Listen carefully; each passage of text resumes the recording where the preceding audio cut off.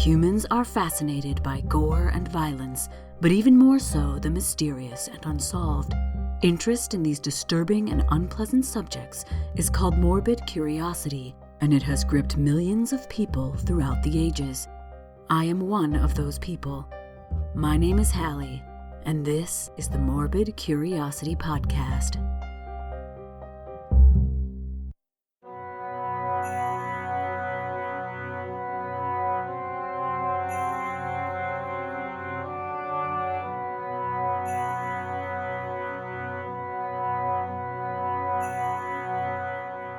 Many cultures and religions seem to have holidays around this time of year.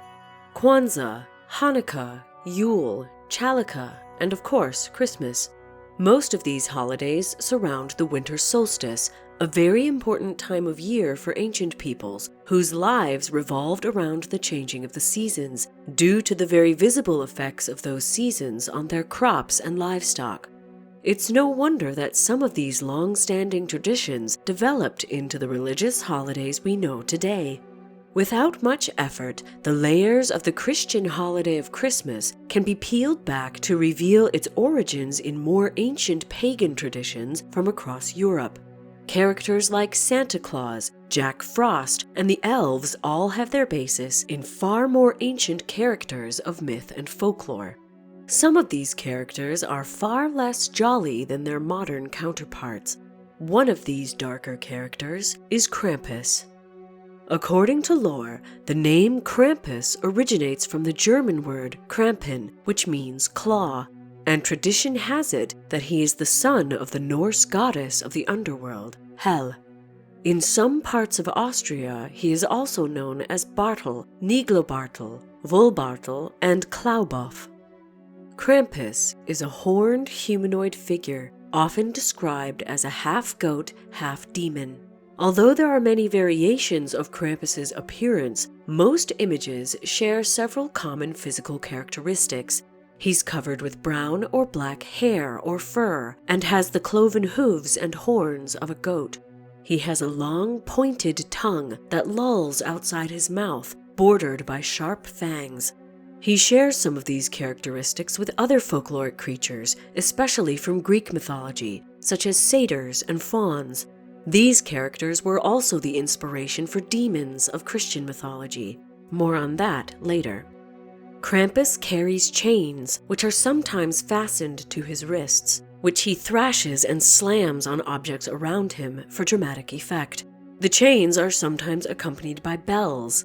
He also carries ruten, bundles of birch tree branches that he uses to swat at children and adults. The birch branches are sometimes replaced with a whip in some representations. Sometimes Krampus appears with a sack or a basket strapped to his back, which is used to cart off evil children for him to drown, eat, or take away with him to hell. In several European countries, including Austria, Bavaria, Croatia, the Czech Republic, Hungary, Slovenia, South Tyrol, and northern Italy, Krampus is one of the companions of St. Nicholas. In most cases, he's technically a servant of St. Nicholas, but still does as he pleases. While Krampus seems quite terrifying, his job is to battle against evil. He takes away only naughty children, and his whip and bells are meant to drive away the cold and evildoers. The modern feast of St. Nicholas, which is celebrated in parts of Europe on the 5th of December, is preceded by Krampusnacht, or Krampus Night. On this night, people dress up as the wicked hairy devil and roam festivals and city streets, swatting people's ankles and calves with ruten. Sometimes accompanying St. Nicholas and sometimes on his own, Krampus visits homes and businesses, seeking naughty children to punish. St. Nicholas is the pre-Coca-Cola version of Santa Claus. He usually wears vestments similar to those of a bishop and carries a golden ceremonial staff. Unlike the North American Santa Claus, St. Nicholas only concerns himself with good children, while Krampus goes after the bad ones. St. Nicholas dispenses gifts, while Krampus supplies coals and ruten bundles. Similar to presenting Santa with milk and cookies, it's customary for people to offer food gifts to Krampus. but he prefers schnapps, a strong distilled fruit brandy. There are also regional variations of the Krampus figure. In Styria, in southeast Austria, the Ruten bundles are given by Krampus to families. The twigs are then painted gold and displayed year-round in the house as a reminder to any child who has temporarily forgotten Krampus and what may be in store for them if they're naughty. In smaller, more isolated villages in Bavaria, Krampus has other beastly companions, such as the Schabmänner, meaning sweepers. These straw-bound monsters, who resemble men in straw ghillie suits, walk ahead of St. Nicholas to symbolically sweep a path for him to walk. They also carry whips and sometimes bells. Sometimes they have antlers and resemble wild men instead of bundles of straw. In some villages, St. Nicholas is nowhere to be seen, and Krampus is the head of the celebrations. A toned-down version of Krampus appears in the popular Christmas markets in Austrian urban centers, such as Salzburg. These tourist-friendly interpretations of Krampus are more humorous than fearsome. In the northern part of the Udine province of Italy, an annual Krampus festival occurs in early December. Just before sunset, people dressed as Krampus come out from an old cave and chase children and adults, punishing them with strokes on the legs with their sticks. To satisfy the anger of Krampus, the children must recite a prayer. In many parts of Croatia, Krampus is described as a devil wearing a cloth sack as a loincloth and chains around his neck, ankles, and wrists. A good child receives gifts from St. Nicholas, as well as a golden branch to represent his good deeds throughout the year, while a misbehaved child's gifts are taken by Krampus, who leaves only a silver branch to represent the child's bad acts. Krampus celebrations are currently a growing phenomenon in North America, with multiple Krampus-related celebrations being held in cities across the continent, including Washington, D.C., Toronto, Chicago, L.A., Dallas, New Orleans, and San Francisco, to name a few. Each event focuses on a theme and/or cause, ranging from a simple bar crawl to a toy drive or charity fundraiser. The Krampus of legend whips people with his birch bundle, and the people that dress up as Krampus in Salzburg Krampuslauf do the same. A tourist who was in Salzburg during the festival described fleeing from a fleet of stomping Krampus, who struck out at them with sticks aiming for the thighs and legs. No one at these festivals was seriously hurt, but the beatings did leave bruises. However, the people attending the festival took it all as fun, similar to those that go through extreme haunted houses on Halloween. In all of these Krampus celebrations, costumed characters are key. The characters include Krampus himself, St. Nicholas, woodsmen, angels, sweepers, and old women. As Krampus is a half-goat, half-demon, the costumes usually share certain elements such as fur suits, horns, demon masks, and hooves. Props are also commonly used and include bells, birch whips, baskets worn on the back, chains, and walking staffs. The most traditional Krampus costumes are made from goat or sheep skins, animal horns, and hand-carved wooden masks. Traditionally, the masks are made by specialist artisans and are so well made that antique masks often wind up in museums of folklore or collections explicitly devoted to Krampus. The towns of Kitzbühel and Stahlhofen both have Krampus museums that collect old costumes and masks. Nowadays, Krampus costumes are often made with less costly materials, such as faux fur, latex, and EVA foam. There are actually several instructional YouTube videos on how to create your own Krampus cosplay. These are awesome, and I highly recommend watching them just to see how the costumes are constructed. Europeans have been exchanging greeting cards featuring images of Krampus since the 1800s. Krampus is often featured looming menacingly over children. In some cards, Krampus is pictured pursuing buxom women. Over time, these representations of Krampus on the cards have changed, with the older versions showing a more frightening Krampus, while modern versions have a more humorous or Cupid-like creature. The true origin of Krampus is unclear, with many folklorists and anthropologists hypothesizing about its pre-Christian origins. Before I get into the details, an ad must play. But before the ad, I would like to ask you to please consider becoming a patron on Patreon. This podcast is free to the over 20,000 people who listen to it every month. I'm very grateful for the 200 or so of you who've chosen to financially support me and the MCP. Thank you so much. However, without more patrons, this podcast can't continue running in its current form. Creating the podcast is a full-time job for me, and research materials and bills cost money. To be perfectly transparent, with Patreon memberships plus ad revenue, the podcast is currently only making $650 a month. So if you're a regular listener but haven't joined the Patreon community, please consider it. It's a great group of people, and it costs less than all the coffee you'll buy in a month. You'll also get more episodes and access to some awesome bonus content and our Discord server. An annual membership is also a really great gift for the holidays. Every little bit helps, and while I hate asking for help, I need yours. Please consider helping out the MCP. Go to bit.ly/morbidpatron. That's bit.ly/morbidpatron to sign up. You'll have my eternal gratitude.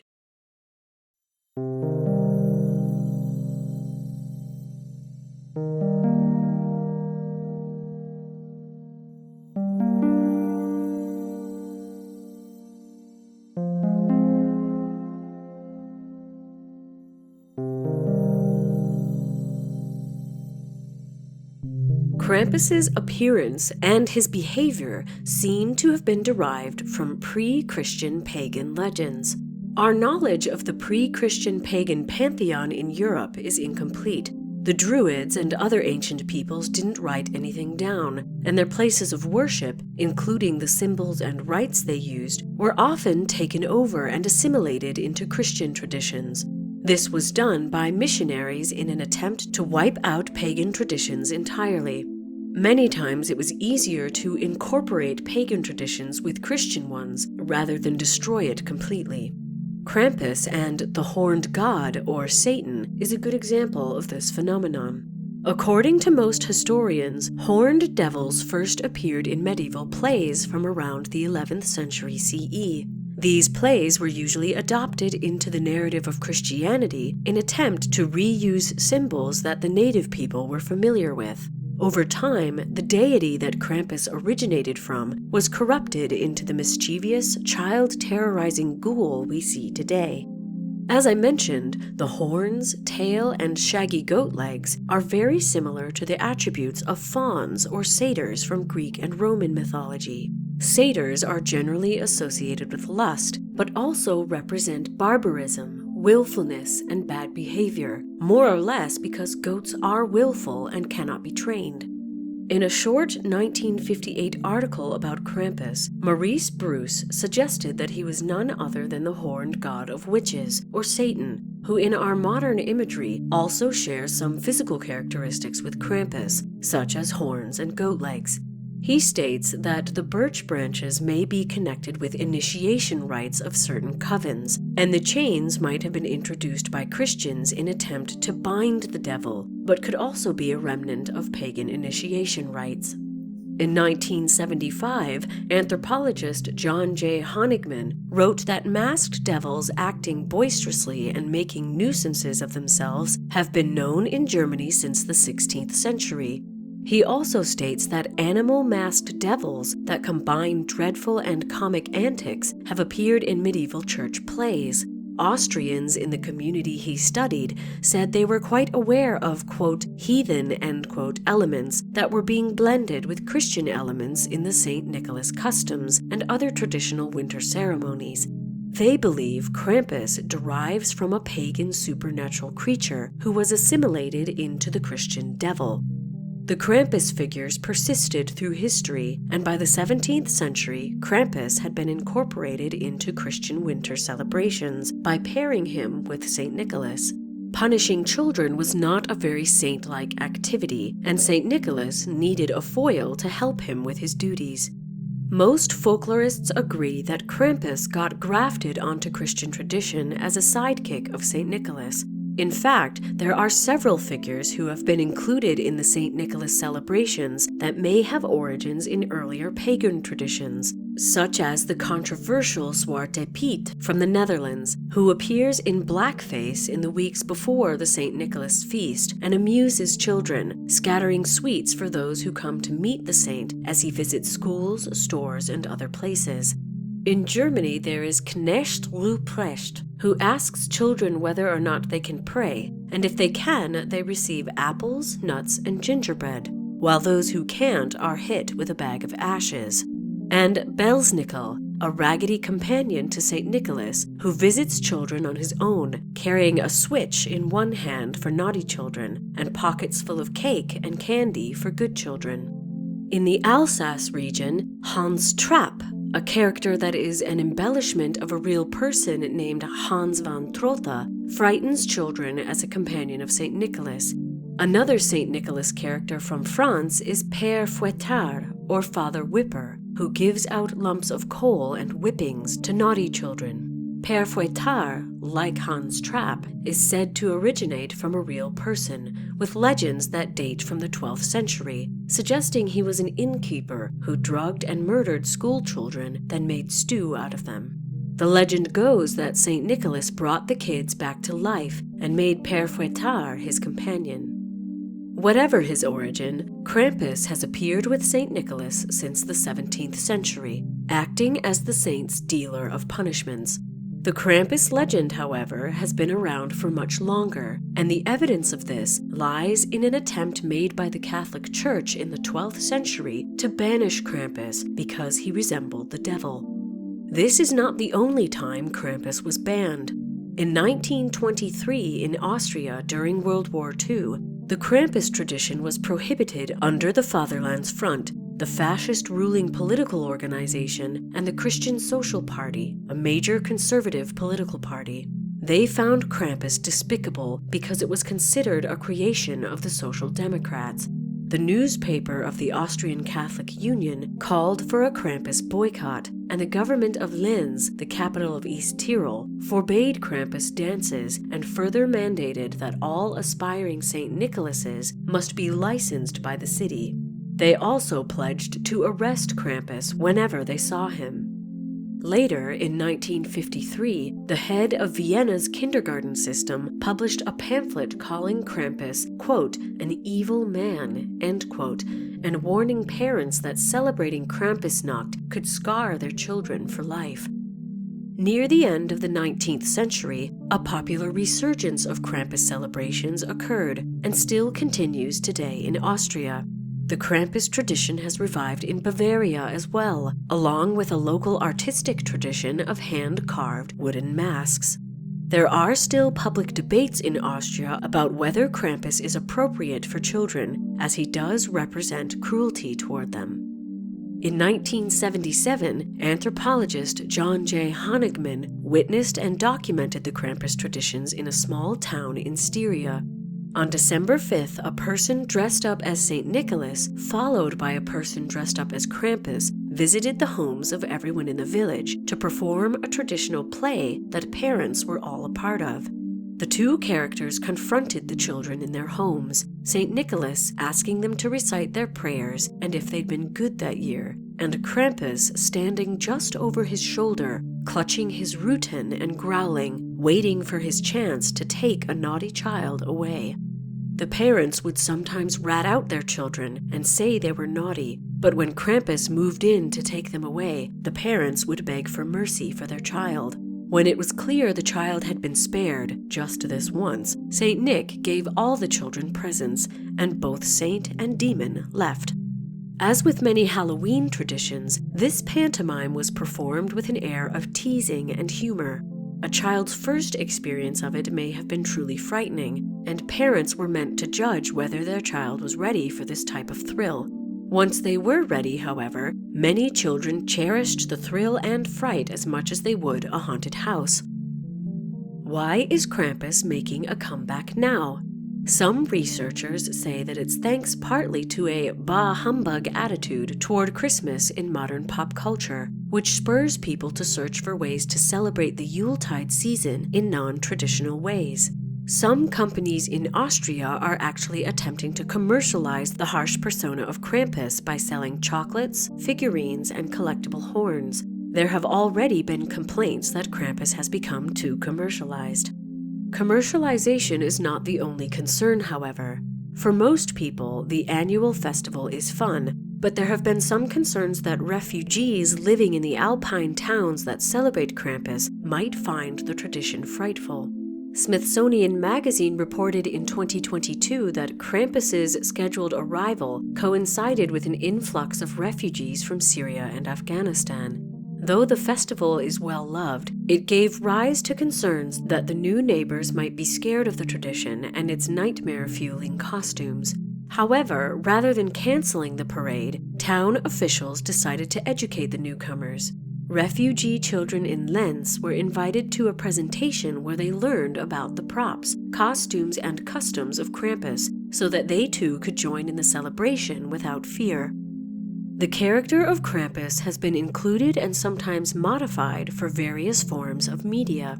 He appeared in a 2012 novel by Gerald Brom called The Yule Lord. He's appeared on popular television shows such as The League, The Venture Brothers, Grimm, Supernatural, The Colbert Report, and American Dad. He's also appeared in video games such as Carnival in 1998 and the 2014 game The Binding of Isaac: Rebirth. And of course, there's a dark comedy horror film called Krampus, which came out in 2015. So, why does a tradition of scaring children with a demonic pagan monster exist? Some folklorists suggest it may have deep socio-cultural roots that spring from a desire to be part of a community. Simply put, parents use these creatures to threaten their children into behaving in a way that is socially acceptable, so that they don't become an outcast. Between the ages of 2 and 6, children begin to develop their imaginations, and to the mind of a susceptible child, the tale of Krampus seems real and possible. Stories of Krampus, and other boogeymen for that matter, are used as a threat to ensure that children follow the rules. The shape of these child punishers is fluid, so it can be used against the child anywhere at any time. The transmission of these types of tales over and over generations form a sort of guideline for a lasting social code.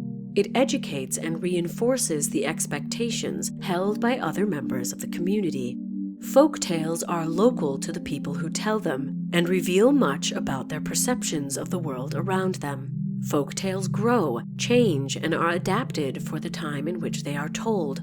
These tales of Krampus and St. Nicholas tell us that people during the 17th century who didn't follow the rules of the community were likely to pay for it in some way or another, possibly by disappearing or becoming an outcast.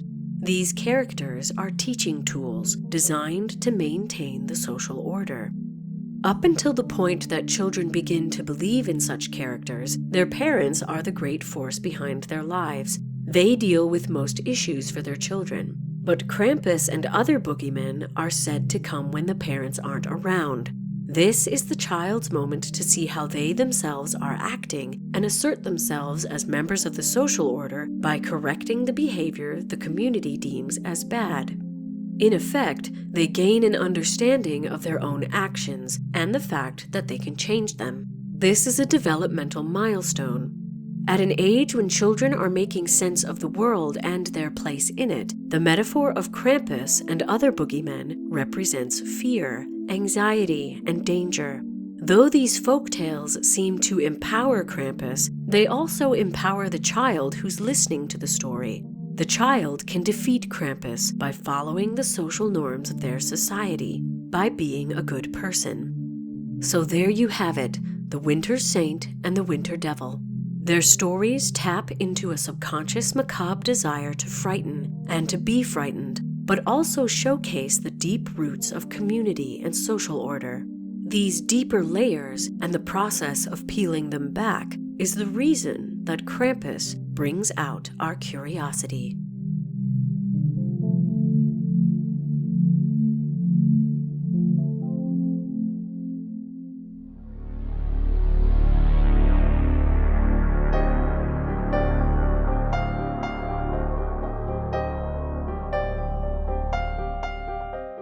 The Morbid Curiosity Podcast is produced by H. Lloyd. If you'd like to get in touch or suggest a morbid topic, you can do so on Facebook and Instagram at Morbid Curiosity Podcast or on our website, www.morbidcuriositypodcast.com. If you like the podcast, please share it with your friends and give us a rating on whatever podcast app you use. This helps the MCP reach new listeners and expand this wonderfully creepy community. Thank you to everyone who has already done so. Thank you to Erica A., Rosemary P., Ricky K., Wicked Witch, Lucy B., Izzy, and Ashlyn T. for becoming patrons. Thank you so much. Because of you, the listeners, our creepy community is growing strong. The MCP has joined the Straight Up Strange podcast network, which hosts true crime, paranormal, history, science, folklore, and other enigmatic podcasts. Nothing is off limits when you enter the world of Straight Up Strange. The MCP is also part of the Belfry Podcast Network, a haven for goth culture featuring podcasts, blogs, and videos, all catering to the darker side of life. If you'd like to support the MCP but would rather not become a patron, you can give one-time donations on our website and our Ko-fi page. Also on our website are links to all our social media, a full list of episodes, links to our merch, and our mailing list. We also have an Amazon wish list at bit.ly/morbidwishlist. That's bit.ly/morbidwishlist. Any purchases from this list are greatly appreciated. We are eternally grateful for your support. My name is Hallie, and until next time, thanks for listening.